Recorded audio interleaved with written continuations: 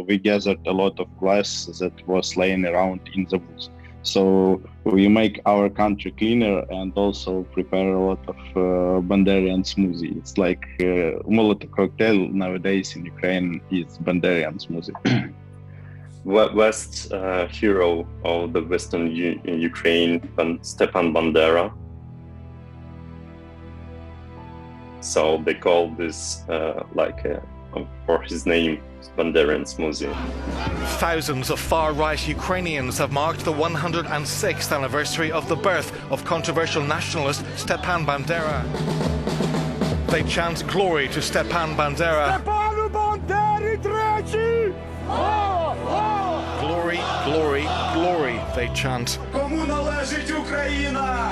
Bandera is considered a hero by some, but denounced as a World War II Nazi collaborator by others.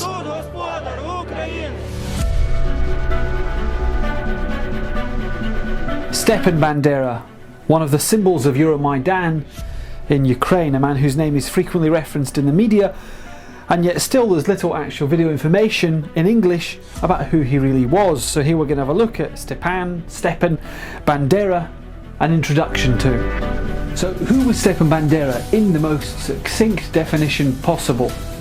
Well, to some he's a Ukrainian hero, and to others a reviled Nazi. The opinion of the majority of political analysts, Bandera and his motto can be classified as fascists, actively cooperating in the conduct of the Holocaust. Politicized from an early age, Bandera rose from activist to chief propaganda officer of the OUN, Organization of Ukrainian Nationalists, by 1931, active in recruiting Ukrainian nationalists in both Western and Eastern Ukraine even. By 1932 he was second in command of the OUN in Galicia, the name of the region at that time, and 1933 saw him as head of the OUN.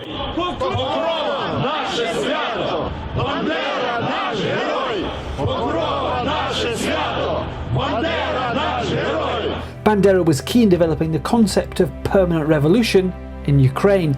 Now this took the premise that Ukrainian people would always be exploited by an occupier.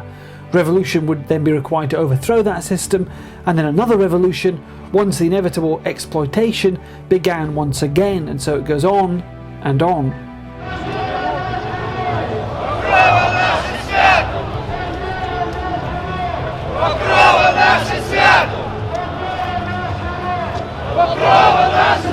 So after becoming head of the OUN in 1933, Bandera set about trying to convert people to his cause and also driving out those undesirables to him, Poles, Jews and Soviets, from the, at that time, disputed territory of Galicia.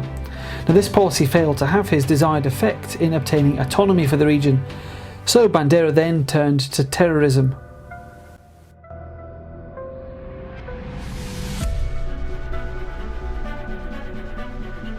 Although in actual fact, Bandera's political career had always been a vehicle in which he was travelling to an inevitable destination: terrorism.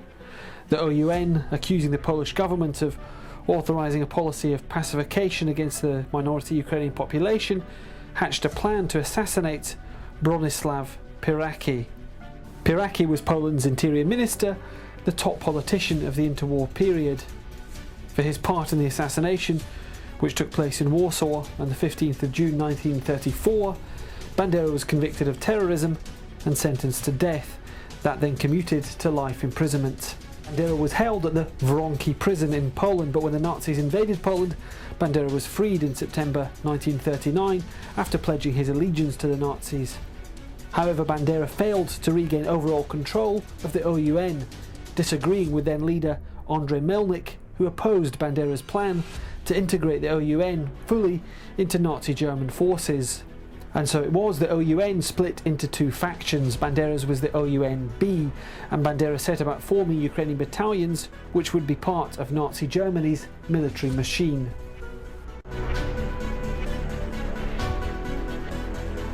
In early 1941, the Naktagor unit was formed under Bandera. This Ukrainian unit was outfitted in the standard Nazi Wehrmacht uniforms, placing blue and yellow ribbons on their shoulders. The aims were outlined as follows: Moskali, that's a derogatory term for Russians, Poles and Jews that are hostile to us are to be destroyed in struggle, particularly those opposing the regime, by means of deporting them to their own lands, eradicating their intelligentsia, which is not to be admitted to any governmental positions, and overall preventing any creation of this intelligentsia, e.g. access to education, etc. Jews are to be isolated, removed from governmental positions in order to prevent sabotage. Those who deem necessary may only work under strict supervision and removed from their positions for slightest misconduct. Jewish assimilation is not possible. The role of the Ukrainian Nazi battalions, there was also of course notably Roland, was also to ensure the civilian population were ready for what was by early 1941 the imminent Nazi invasion. And so it was that while other parts of Ukraine offered resistance and struggle against the Nazi invasion, the west of Ukraine openly, enthusiastically greeted the Nazis.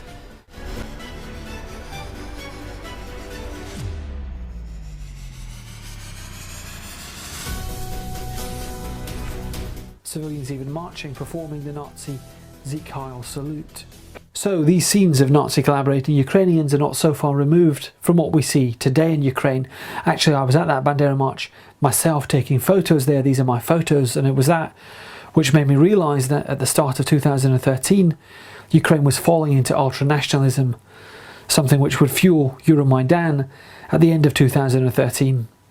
Bandera's prominence during Maidan and after in post-Maidan Ukraine has had even Western experts sympathetic to Ukraine unable to defend the country on this point.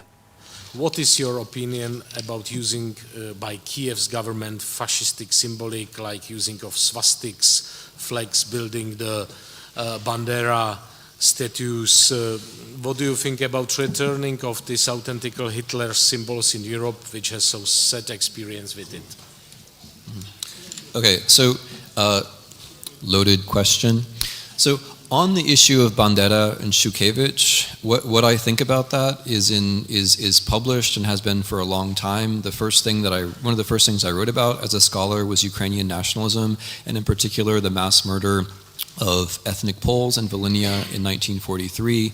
When the previous Ukrainian regime made Bandera and Shushkevich heroes of Ukraine, I wrote an article criticizing that and mocking it on all possible grounds, and I referred to the two of them as fascists, which is what I believe. I don't think that Ukraine should be founding its tradition on these people. As well as collaborating with the Nazis, Bandera had his own agenda: the complete elimination of the Jewish and Polish populations from the west of Ukraine. On June the 30th, with Nazi invasion imminent from Lvov, Bandera declared an independent Ukrainian state, stating it would work closely with the Nazis to form the new order in Europe. This declaration was immediately followed by the beginning of the Lvov pogroms, the mass extermination of Jews and Poles, which took place from the 30th of June to the 2nd of July 1941, murdering a number estimated as high as in the tens of thousands.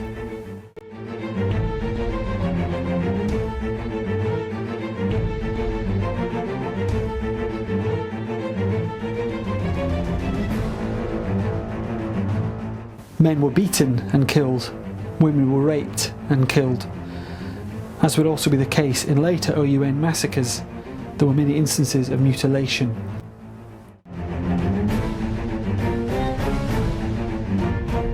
Bandera's Naktagol battalion and Bandera himself took the lead in the Lvov pogroms, with reports of them using such brutality in the massacre, including smashing victims to death with hammers and spades, that the Nazis themselves were shocked.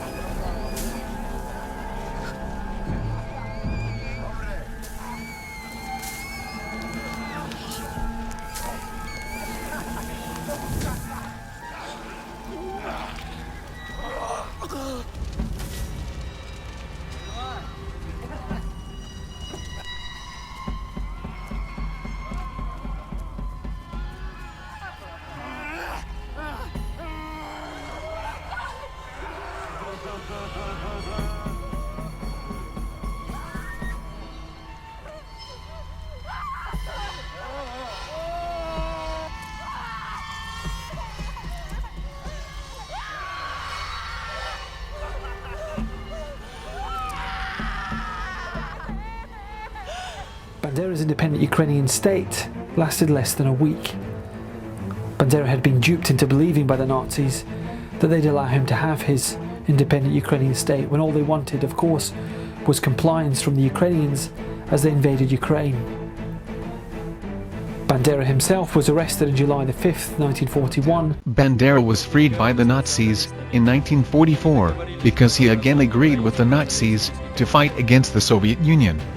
He held negotiations with the Ukrainian nationalists to collaborate with the Germans, and they agreed. By the time Bandera was released, Nazi Germany was literally fighting a losing war, and despite Bandera's efforts, many of the OUN had changed sides, now fighting for the Red Army, or at least with the Red Army, against the Nazis, not to be turned back. Now this is now part of the Ukrainian, pro-Ukrainian narrative that the OUN, Bandera, fought against both sides for a free Ukraine. The reality was that they fought with the Nazis until it was abundantly clear that the Nazis were facing a heavy defeat, and they then switched sides to try to save themselves.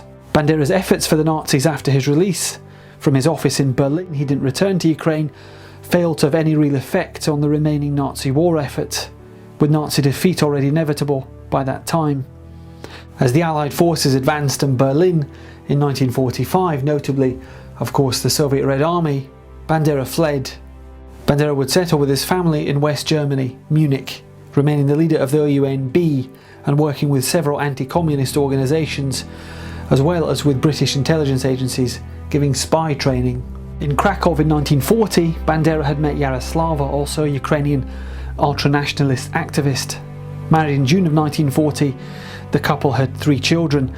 The 1950s saw the family living in Munich. Now post-war, Bandera escaped any repercussions for his collaboration with the Nazis, at least from the West. But the Soviets hadn't forgotten him. By 1959, the warning level to Bandera had reached critical, with German police even arresting a man who'd been questioning his children. But Bandera didn't take the threat seriously, refusing not only to leave Munich, but even to move from the apartment he lived in the centre of the city. On October the 15th, 1959, Bandera was killed. He was killed by KGB assassin Bogdan Stashinsky, who'd been watching him since January, but intensely observing the 50-year-old for several days. Despite this attention, the Stashinsky's description of Bandera, short, bald and blue-eyed, Bandera, living under his name of Stepan Popel, had let his bodyguards off that day. Stashinsky produced his cyanide gun from inside a rolled-up newspaper. Bandera's last words were, "What are you doing here?" In reply, he was shot in the face. At just after 1 PM, Bandera was found by the entrance to his home, which we see here today, 7 Kreitmeyer Street, dying. And he died of cyanide potassium poisoning just minutes later. In a twist of irony, Bandera's assassin was from the same part of Ukraine as he was, not far from Lvov. Bogdan Stashinsky's family had even been supporters of Bandera's OUN. But by 1959, Stashinsky was in the service of the KGB, tasked with the taking out of Bandera, a task he fulfilled. But Bandera's name lives on from beyond his Munich grave, and by the way, that Bandera grave in Munich, regularly bedecked with Nazi symbols, in direct contravention of German law, but that's another subject. Bandera was made a hero of Ukraine in January of 2010, an act of provocation by then Ukrainian President Viktor Yushchenko, whose disastrous tenure as president ended in February. The Hero of Ukraine award to Bandera was annulled a year later, on January the 12th, 2011. President at this time was Viktor Yanukovych. But although stripped of the Hero of Ukraine, Bandera never really went away. He was just sent to the west of Ukraine with their Bandera stalls, Bandera restaurant. Then Maidan, and Bandera was back. And as for Bandera, the most popular question in relation to him is, was he a hero or a Nazi? It's an ambiguous question. Hitler is a hero to many people. In fact, Hitler is a hero to many of the same people for whom Bandera is a hero.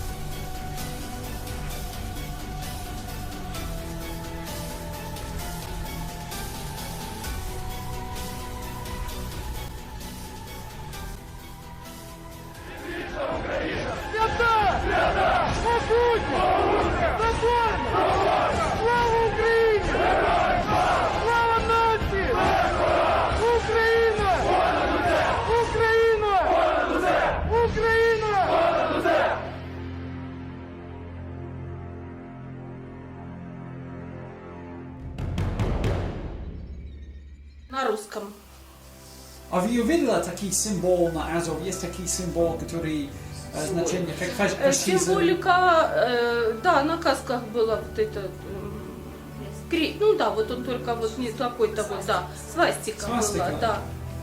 И на машинах была. Свастика? Ну, да. Это значит, что они нации? Ну да.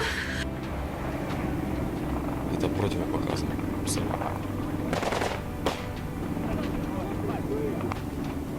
Нельзя уходить. Айдар говорили, Айдаров. Они грабили, все дома грабили. Нас не выпускали. Мы сидели вот там вот в подземелье. Айдар все грабили. Вот так вот. И послали ребятишек, 19, 18, 20 лет. 3 дня назад украинская армия заставляла нас, людей, которые здесь остались, молодых ребят, насильно под автоматами петь гимн Украины. Мы отказались это делать, поскольку мы его просто не знаем и не хотим его петь. За это были прикладами битые. Когда мы начали возмущаться, некоторых ребят взяли, привязали к столбам. В это пойдет в эфир? А затем они с наглой усмешкой начали грабить дома и все, выносить все оборудование, аппаратуру и грузить в машины. Это называется мародерство. А кто был недавно? И снимешь, короче, деревню саму, хорошо? Окей.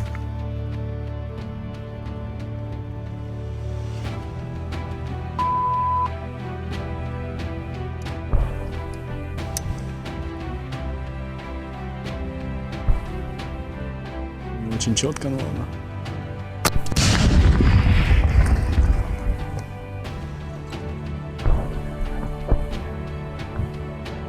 Military, it was fascism, the National Guard. Well, it was fascism, but it was fascism on new study. It was combined with nationalism, fascism plus nationalism. It's an Ukrainian phenomenon. It's a very disgusting phenomenon. Відновити наші землі, відтворити, відновити і створити нову могутню державу. Слава нації!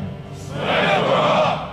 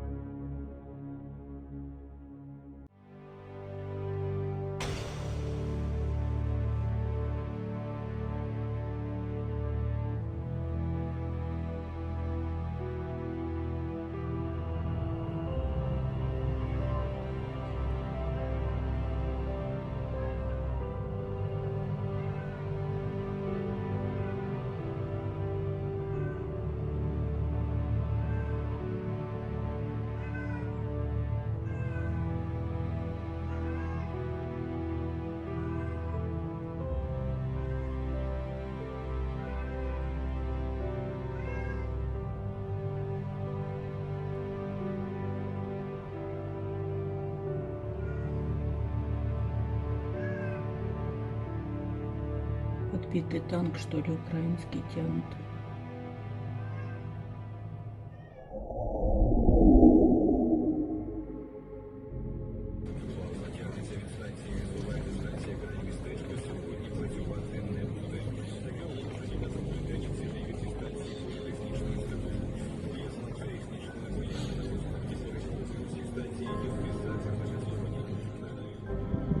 Братан, смотри, заехала техника между двух школ. Вот так они, блядь, защитники гребаные, блядь, текают нахуй. Между двух школ, брат, смотри. БТРы.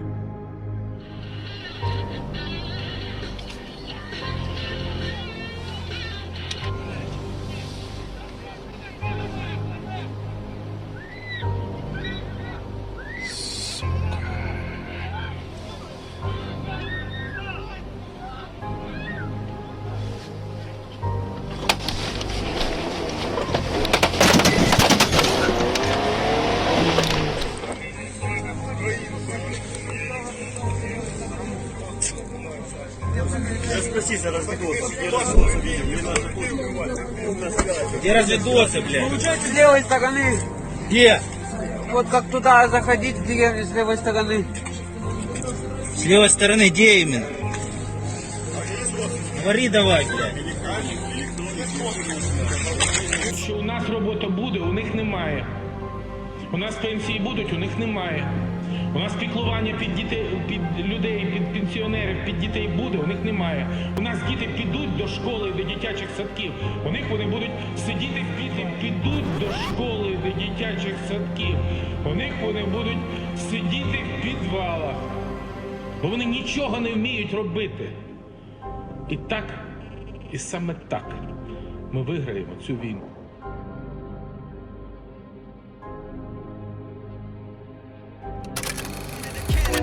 This is the land of the patriot.